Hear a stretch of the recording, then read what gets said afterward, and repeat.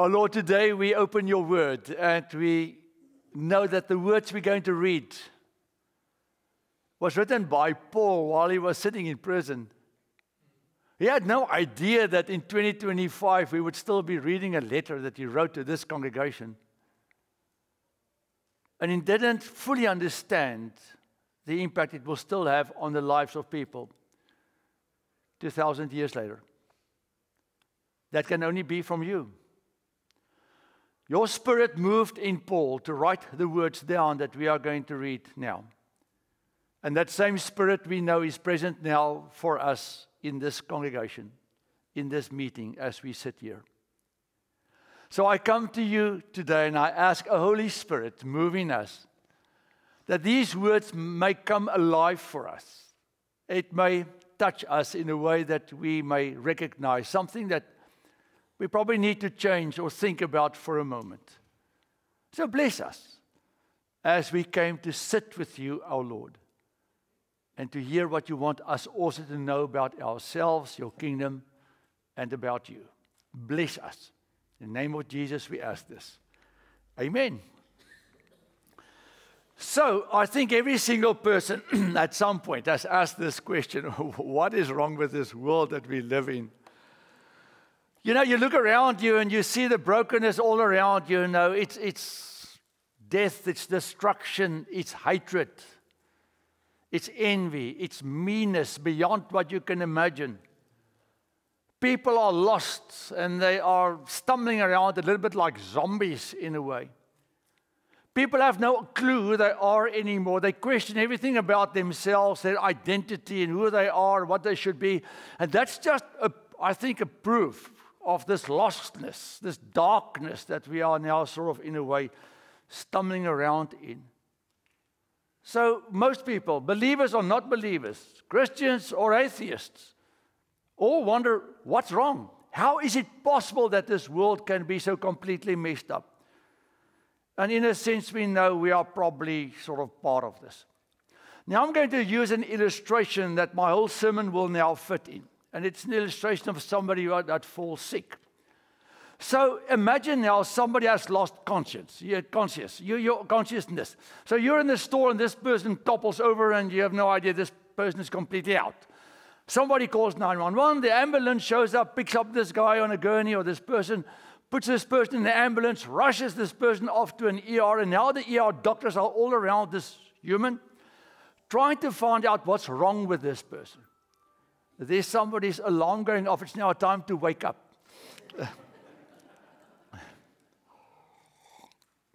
That's the most important thing when you bring someone into an emergency room. They need to find out what's wrong, because if you do not know what's wrong, then you can't treat this.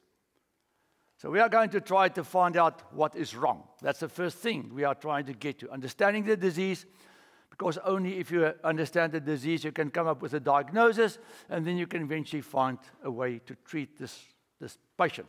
And the world is now the patient today.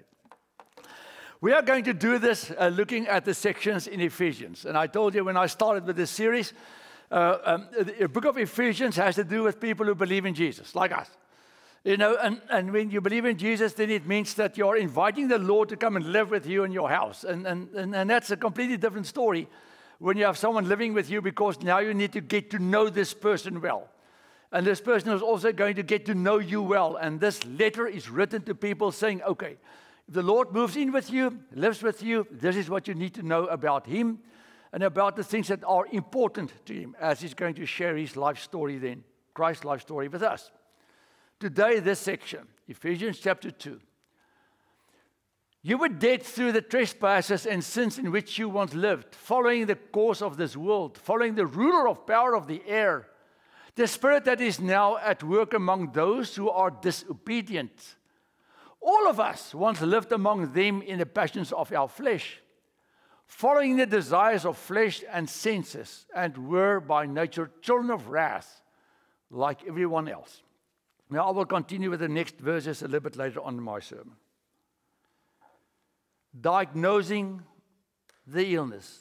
What is wrong with this world? If we ask what's wrong with this world, what is wrong with us? So the word that Paul uses here, the two words he uses are sins and trespasses.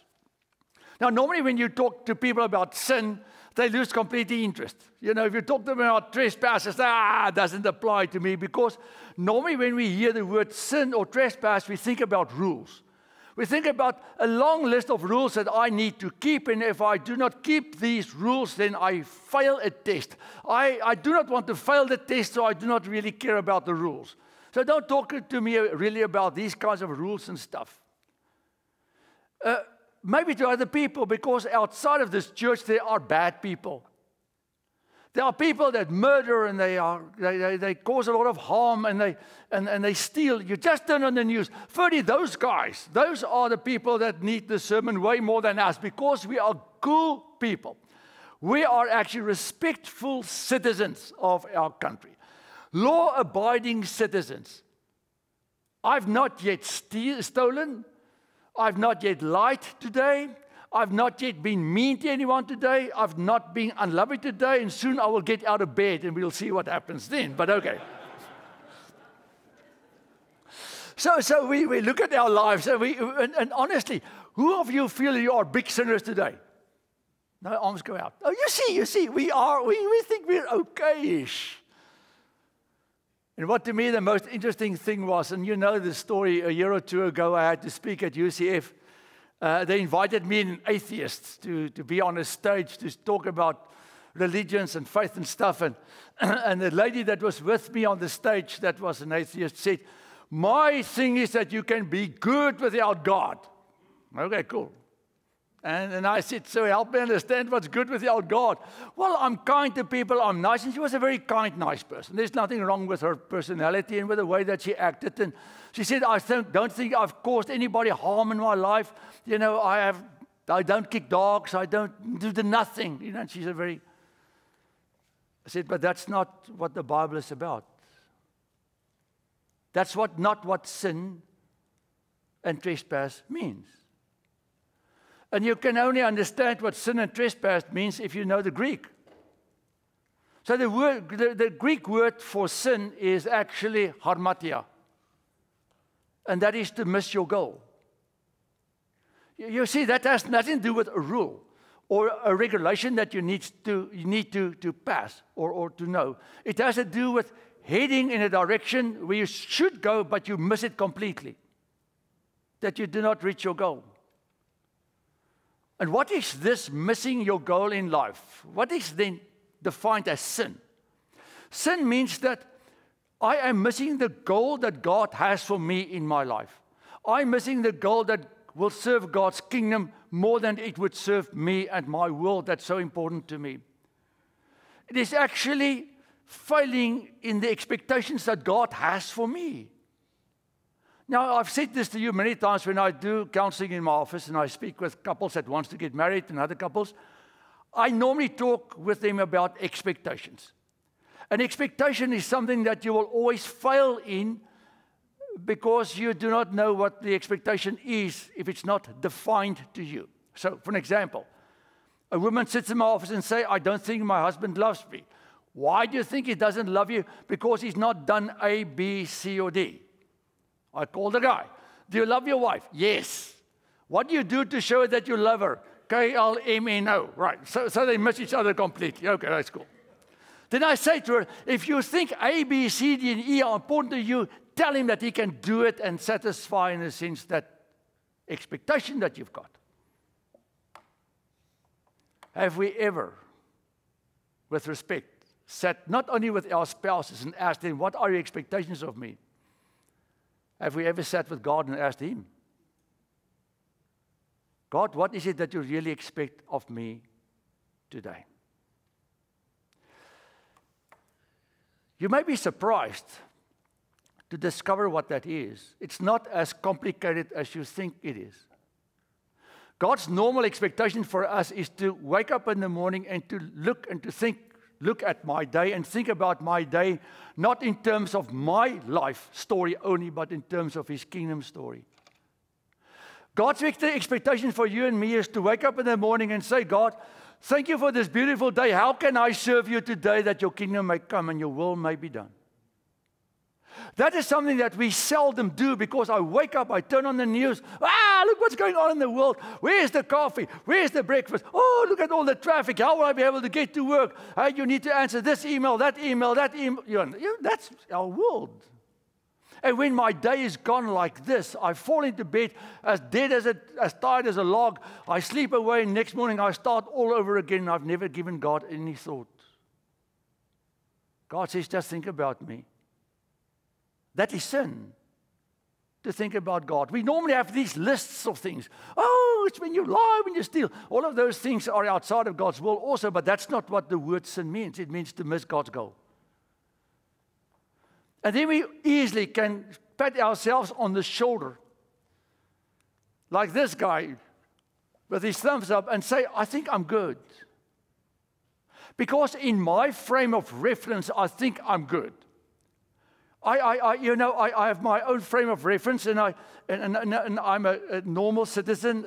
I'm a normal, civilized person that treats people well and kind, and my spouse and my children and my parents, and you can add to the list all the humans that surround you.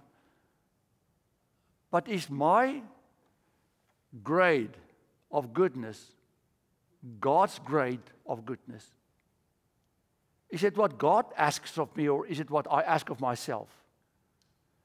So I ignore people that I don't like, because that's how I deal with them. And I treat people that I have disagreements with in a way that I think works well for me. But are all those things biblical? Are all those things the expectations that God actually has of me, how to handle it? If I look at this agape love thing that I talked about a week or two ago, it means that it's a self-sacrificing love, where it means that I sometimes need to do way more than what I feel to do. We normally do what we feel to do. God says, I don't care how you feel, I ask you to do this because it will serve my kingdom. Because, by the way, Ferdy, when you wake up in the morning, it's not about you, it's about me.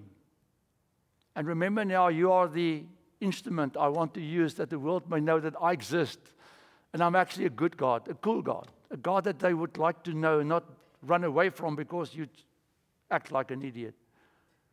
I want you not to be stupid, because it has to do with my name and my kingdom. The second word for trespass, the second word in Greek, Paul used sins and trespasses. So paratoma is the word trespass in Greek, and it actually means to slip or to fall. So the one is to miss your goal. So God wants me to go in this direction, but I'm actually wandering off in that direction. The second word that Paul talks about, the Lord talks about, is then trespass. To slip. Now I've got a car there. You can't see it maybe that well, but there's a car sort of lying in a ditch. And it was a ton of young people. They did not get injured, but they ended up in this ditch. They actually tried to take selfies of themselves. I don't know how that happened. But you've ever driven a car on a gravel road, and I've driven many miles in my life on a gravel road. And somebody was here in the church with us that was with me in the car, and we came around the corner, and the car started to slide because there was so much gravel on the road. Now, by the grace of our Lord, a car didn't come from the front. And by the grace of our Lord, I could, normally you don't brake. You just sort of drift the car back and find your way to go on. But normally when your car starts to slide on a gravel road, or you go off the tarmac and you're on the gravel, normally when your car starts to slide, it gets worse. It doesn't get better. And you may end up in a ditch. That's what this word means. Now, I didn't have cars, but it means to start to slip, to slide. To slip and slide away from the road. And what's the road, biblically? The truth. The truth.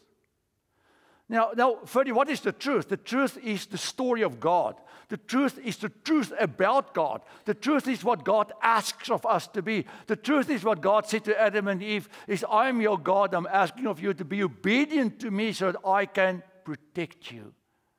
You see, the laws and the rules that you find in the Bible has nothing to do with us being saved. It has to do with us being protected.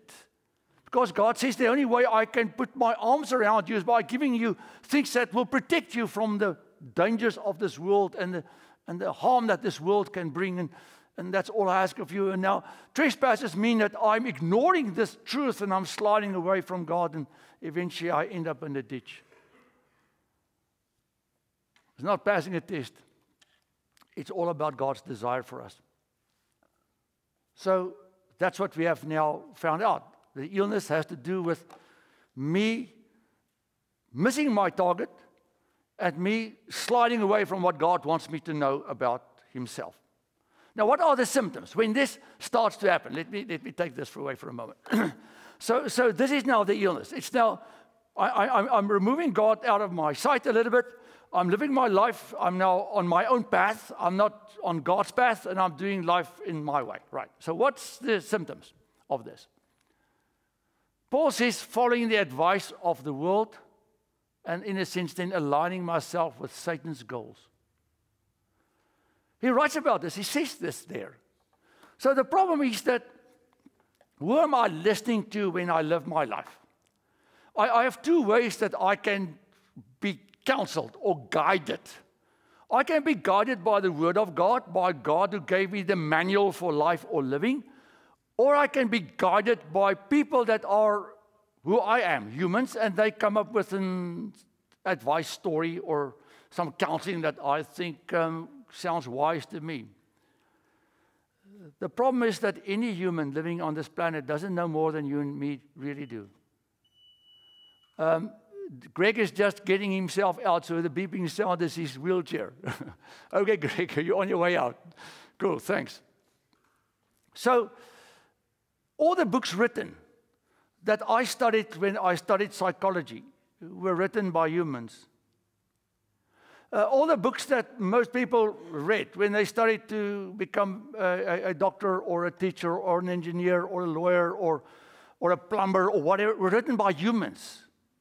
All the people on TikTok and on all of these sites that wants to tell you how to live your life do not know more than you guys do and I know. They've heard it from other humans. So in a sense, we are in this pool. And we're all swimming in this pool. I'm so sorry. But we all only know this pool. But there's one standing on the side that's actually looking into the pool, who knows where the rocks are, where the steps are, where everything I need to get out of the pool. But we ignore this one. We are listening to people that are as big in trouble as we are. And they all say, I think I've got it. Let's swim in that direction. They all run, let's go there. And we stand there. We've got it. They discover they don't have it. Then that one says, yeah, come here. Then we run in that direction. We stand here. We've got it. You have nothing. You're still in the pool. You're still in the pool. You're not out. God says, I want you out. I need to get you out of this dirty water. I don't want you to be stuck in there because it's not healthy for you. And that's the problem with not listening to Him and following the advice of the world. What does the world tell us? The world tells us exactly what Satan told Adam and Eve. You can get along without God quite well. Now, I know you and I sit here today and we are believers. That's why you came to church. We are here because we believe in Jesus and we believe in the Bible, and that's fantastic. The problem is that we sometimes live a little bit of a fragmented life. That as I leave this building and I need to think about my life and about decisions I need to make, I find myself listening to the world way more than I would listen to what God asks of me because I think it will fit me well. And many times that gets us into trouble. I've spoken to countless of people that are wonderful Christian people that made decisions in their life that they later on said, I really regret. I should have not said this. I should have not done this. I've not even should have thought this. And I would say to them, I'm really sorry, but if you open your Bible, God says, don't do it, don't think it, don't even have it in your mind. Because He wants to protect us. But this world will come up with an answer that sounds fantastic, that sounds so immediate and perfect and will satisfy my moment now. And that is actually listening to Satan himself, who came up with this amazing lie that life can be great without God. Paul says in this section also that we are searching for this freedom, and Kierkegaard says, anxiety is the dizziness of freedom. There's no such thing as freedom. There's no such thing. You just become a slave of something different. Always. The only freedom that exists in God. And freedom also has rules around it. You know, what is the most secure thing you can do with a child? Give them rules. That makes them actually feel safe. If a child tell a child, you can live as whatever you want and however you want, you know what? They become anxious. Because you do not know what you do not know. And that's scary. I do not know what I do not know. If I know that's a problem, I can try to work on the problem. But if I do not know, then I am afraid. And I have found in my work, and all psychologists will tell you this, if you tell young people, this is right, this is wrong, this is not how you should live your life, you provide for them a huge amount of security. They may keep screaming, don't tell me what to do. Thank the Lord. When the parents are gone, I now know what to do. Don't go away, slam the door. But they are, at the end, will say, thank you for giving me the direction I needed. There's no such thing as freedom.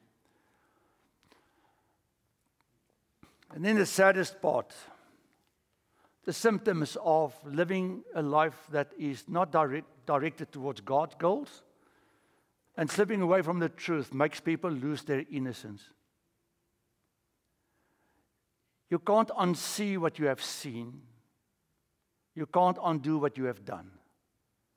A few times in my life, I sat with a young man or a young woman, and I would explain to them, or a group of young people, and I would explain to them, say, you know, your life is like a window.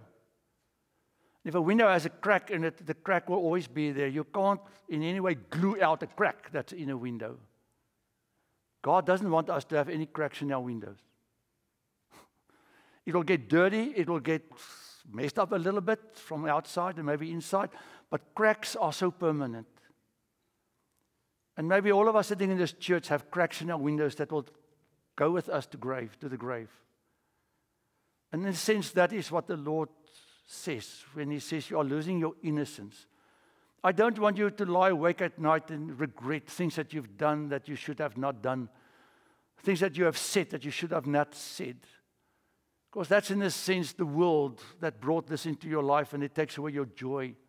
It takes away your peace. And that's what's wrong with this world, is that people become more and more dark and more desperate and more depressed because they are losing more and more of themselves. And you know, let me stop there. So what is the prognosis, Paul says? Prognosis is death. It's in the text. So the illness is that we live without God. We've tried to find our own way. We are actually, the symptoms that we see is that people are actually now listening to the world way more than they listen to God. And what is the result? And I've said this earlier. The people around us, in a sense, are stumbling through life like zombies, and they've lost their joy, and they've lost their purpose, and they've lost themselves. The worst thing in this world, and it's amazing, I was driving to church this morning, and I listened to Corsi, is the pastor. His accent is worse than mine, I promise you. He's from Scotland. Even I struggle to understand him. So this morning, on my way to church, at 7:30, it was, 7:30, he started a sermon series on, I do not know what, I think it's irrelevant now. And you know what he said in his first sentence? He says, if people do not know why they are here, they've lost themselves completely. They've lost the purpose of their daily living if they do not know what the purpose of their life is, and that's really true. So if your goal is to just make money, if your goal is just to try to be worldly happy, if your goal is just to be successful or all these kinds of things, you may succeed in all these goals, but at the end of the day, there will be this emptiness that only God can satisfy. That will be a part of your story. Most people do not know this, but when Magellan went out with his little wooden ship to discover the New World, and Vasco da Gama, the Portuguese guy, sailed around the Horn of Africa, and he tried to find his way down the southern point of Africa, tried to find, the West Indies. And Columbus got on his ship, and he sailed off into the sunset. Wherever they came, they found people. at all the people they have found anywhere in this world, in the Amazon, in New Zealand, in Australia, Aboriginals, all of the Maoris. It's irrelevant what group of people they found anywhere on any island. You know what? They all had one thing in common. They had a religion. They all believed in something. They had a stone, a rock, a tree, the moon, a cloud. They had something in common. Every single humanity group they have found anywhere have a God. Where does that come from? There's this emptiness inside every single human, knowing there's a God that I need to find. That's the prognosis. Without that God, there is spiritual and physical death. There is also then the falling into a circle of a lifeless living. There's the losing of your peace, your joy, and your meaning. There's this compromised relationships, because without God, how can you really have good relationships? Because God is the one that gave us relationships. And by nature, Paul says we then are children of God's wrath. And Paul says it's for them and for us. And what he means by this is for the Jew and the non-Jew. Next week, a little bit more about why he made this comparison. That was my clicker. Why does he make the comparison between us and them so much here? But that is for next week. That's not for today. Right. Here we are. Paul says in Romans, "Rich man I am. Who will rescue me from this body, from this death?" He starts off and says, we are all sinners, trespassers, death, terrible, meaningless lives. The prescription, but God. Verse 4. So he describes the illness. The world is brought into emergency room. This is all wrong. These are the symptoms. What now? The answer is, get that guy, he can fix, with respect. But God. And what does Paul say? Now I'm almost done. But God, who is rich in mercy, out of his great love with which he loved us, even when we were dead through our trespasses, made us alive together with Jesus Christ. By grace you have been saved, and raised up with him, and seated us with him in heavenly places in Christ Jesus, so that in the ages to come he might show the immeasurable riches of his grace in kindness towards us in Christ Jesus. For by grace you have been saved through faith, not your own doing. It's a gift from God, not because of who we are, our works. Let any man can boast. For we are his workmanship, created in Christ for good works as his children, which God prepared beforehand, that we could walk in him. But God,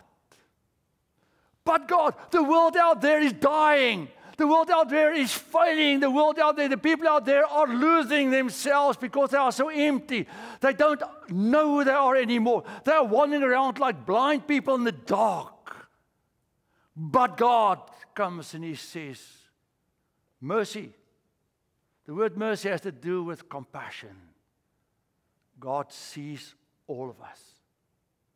You could have done the worst things in your life. God feels for you.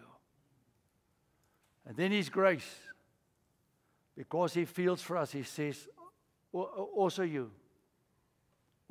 are important to me. I'm going to repeat myself by something I've said before, and I hope I can say it again one day. If you were the only person on this planet and you had sin and trespasses in your life, Jesus would still come and die for you. He would have died for one person. That's you. If you were the only one on this planet. I hope you realize what that means. That you and I are important enough for God to send his son to die on a cross.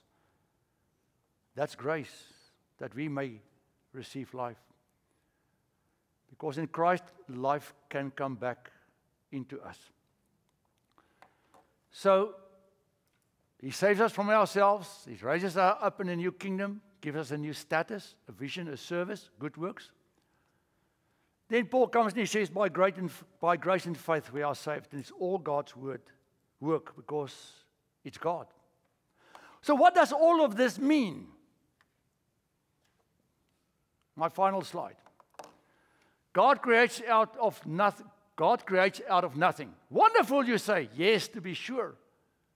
But he does what is still more wonderful. He makes saints out of sinners. Still Søren Kierkegaard. My final slide. So what does it all mean? I need to ask myself 2 questions every single day. When I wake up, who owns my day? Is it me or is it God? Who am I going to serve the best today? Myself or the kingdom of God?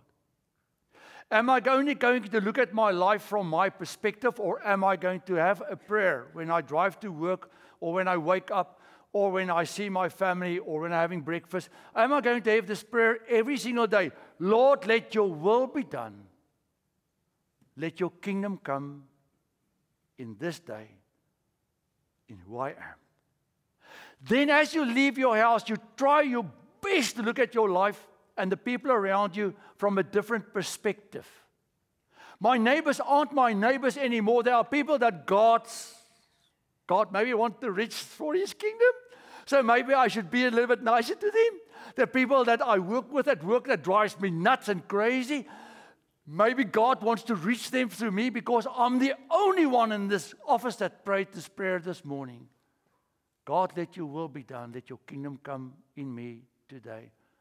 And maybe my response, maybe my smile, maybe my greeting should be different. Maybe in asking them, how are you? How was your weekend?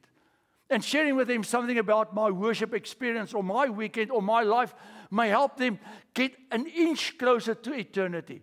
I can't always get people from A to all the way into heaven.